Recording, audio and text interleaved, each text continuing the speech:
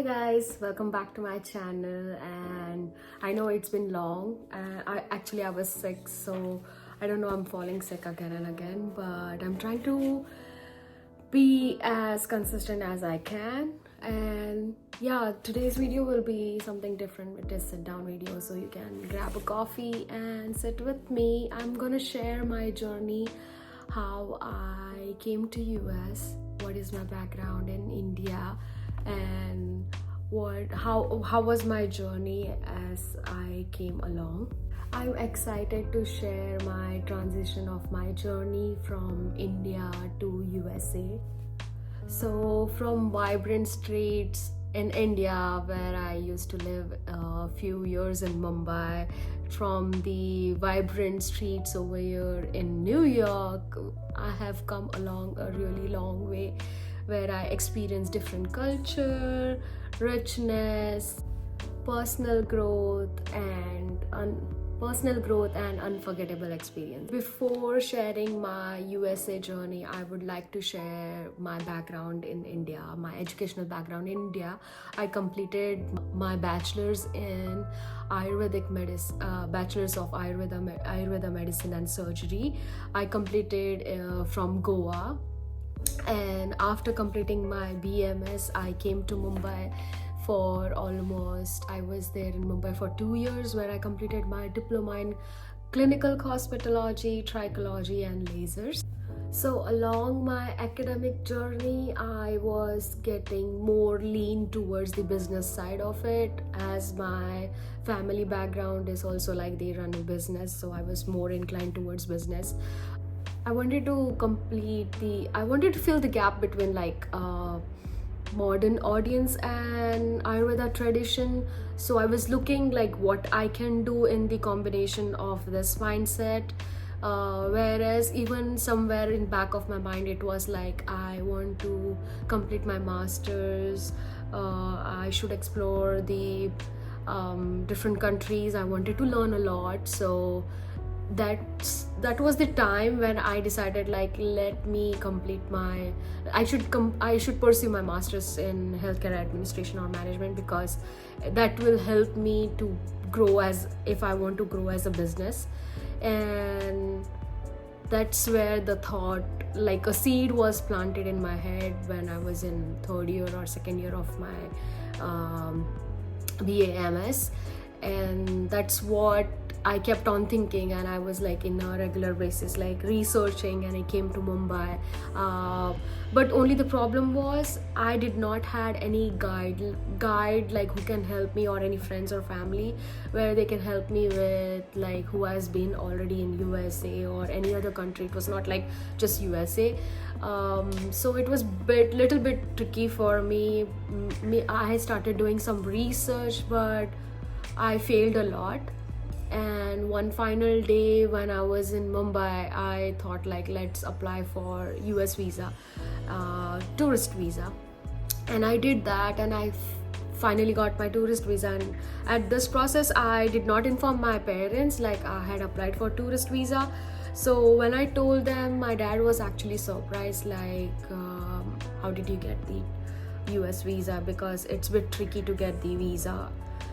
And then I was like, okay, if I have got the visa, can you give me a chance where I can go to US, explore myself, understand how the culture is, how the work culture is, what are the opportunities. Like, you can just give me like one-way ticket if it is possible. And my dad was like, yeah, sure, I'm just gonna give you one chance, but it's up to you how you want to grow. And yeah, that's how I made a decision. And finally I reached New York in September 2017. That was the first time I reached over here. And as soon as I reached, I had booked my stay in international student resident hostel, which was like, I was like, if I'm around the student, it will be easy for me to understand and like be friends with them. So as I stepped my first foot in USA, I was so nervous. And if I go back, like right now, if I think about the decision what I had taken, it always scares me, because like it was a biggest risk of my life. I had taken that, and if I think today, I would have, like, if I have to do certain things, I would have never done that. But yeah, and I just came with my cabin luggage over here, and I had decided, like, okay, I will stay in hostel for a few days and understand, and then decide what I have to do. I will explore these streets over here, I'll explore the New York culture. And that was the time actually I had a biggest breakdown. I was away from my home. I did not knew what I am supposed to do. I did not have anyone with whom I can talk and understand how or what should I do over here. And I was crying, and I was so emotional and jet lagged. So that was the time I called my grandmother, and my grandmother has been always a big backbone for me, and she's so strong. And she said, like, if you have come such a long way, then why not a few steps? And she motivated me, because while I went to hostel, she was the one who was like, you have come such a long way, why not few more days? If I would be you, I would have stayed here, I would have grabbed the opportunity. And that's what kept me going. And next thing I did was I started looking for the apartments over here.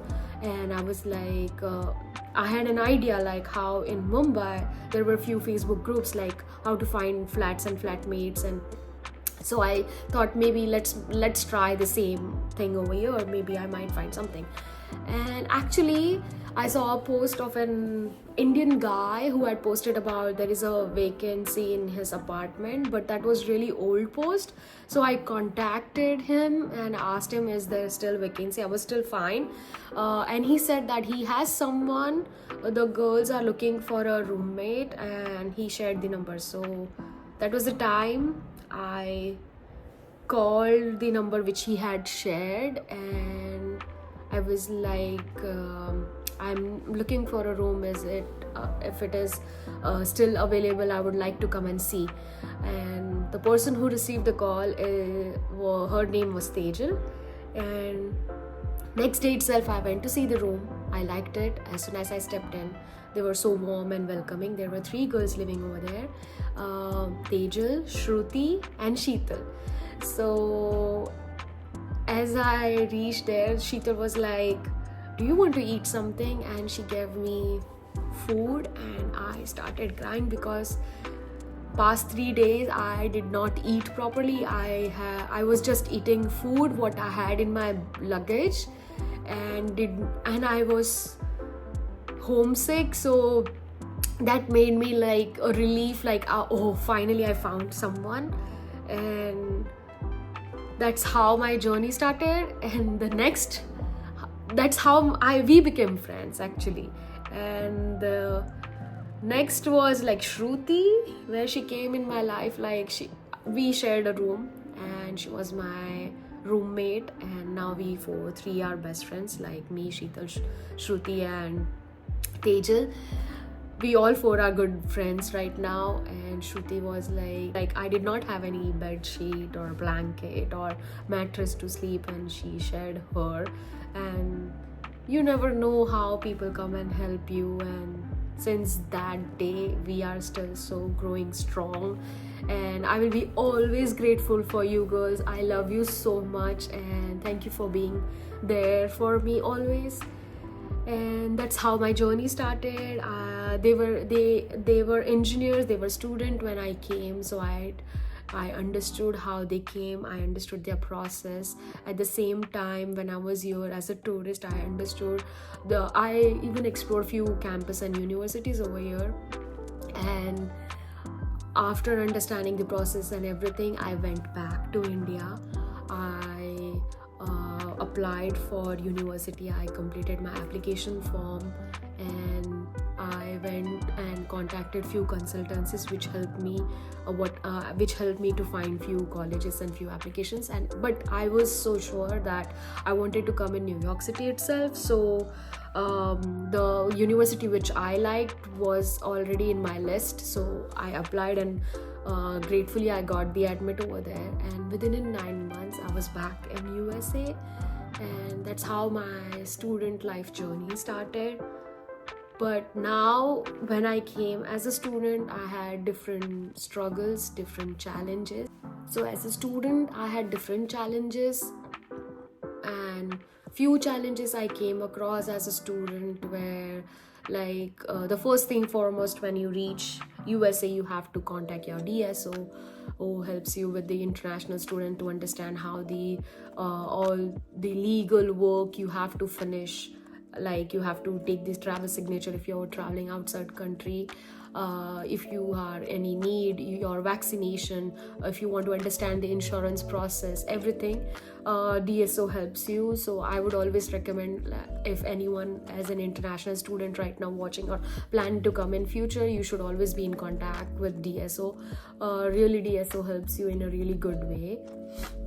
That is the first thing. Second challenge I faced was, like, you are unable to apply for or open an account in any bank account because you need an SSN, or you cannot open a credit line.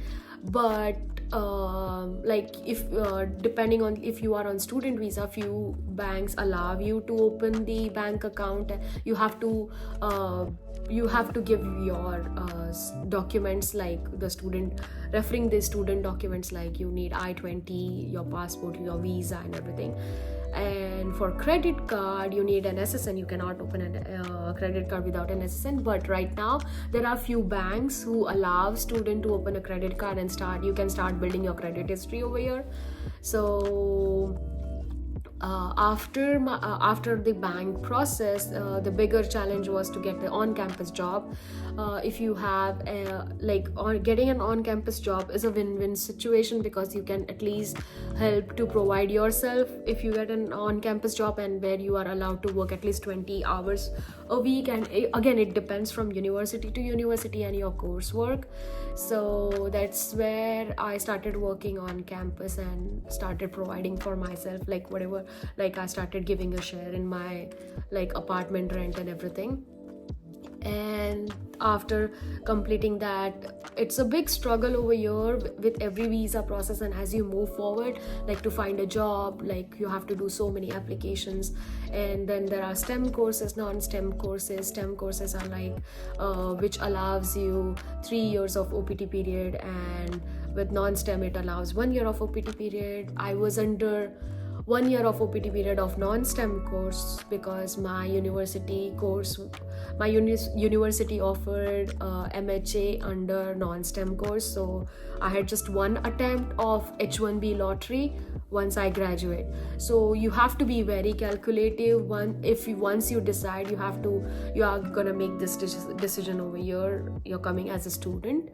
So I graduated, and then I started applying for different jobs over here, and that was again a long process. And it was like your clock is always ticking over here, so you have all like 60 days or 90 days, you have to find a job within those days.